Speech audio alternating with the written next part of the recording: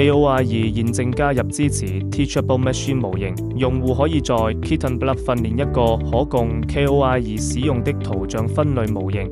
首先打開 KittenBlock 網頁版，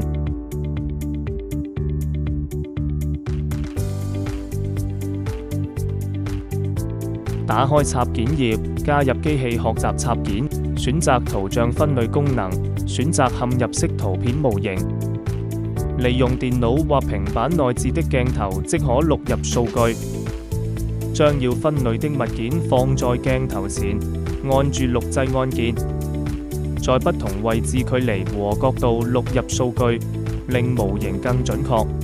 為每種物件開設新分類，繼續錄入數據。完成錄入數據後，按訓練模型。訓練後可以測試一下模型效果。假如模型效果未如理想，可以繼續錄入更多數據。滿意模型的準確度的話，就可以按下載 KOI2 專用模型。使用 USB 線連接 KOI2，按上傳到設備，模型就會直接上傳到 KOI2。在模型傳輸過程中，切勿拔除 KOI2。等待模型傳輸完成後，我們就可以正式使用此模型。透過 MakeCode 可以迅速進行 Microbit 編程。在入模型後 ，KOI2 已經會顯示實時辨認結果。辨認到第一個訓練分類會顯示 ID0， 辨認到第二個訓練分類會顯示 ID1， 如此類推。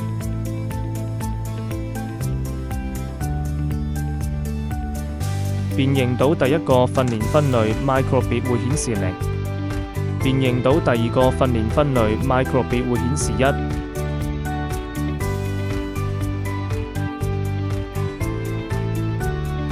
活用未來版 LiteAI 的屏幕，更可同步顯示結果可信度。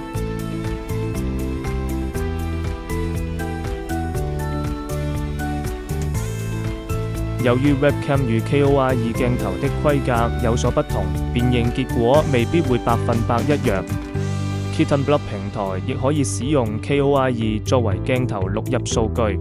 首先使用 USB 線連接 KOI2， 在新增圖片樣本時選擇裝置，按連接裝置後，在裝置表裏面選擇 Serial Debug 裝置。成功連接後，頁面會顯示 KOI2 的實時畫面。訓練步驟與使用 Webcam 一樣，使用 KOI2 可以隨意控制角度及距離，錄入數據更加方便。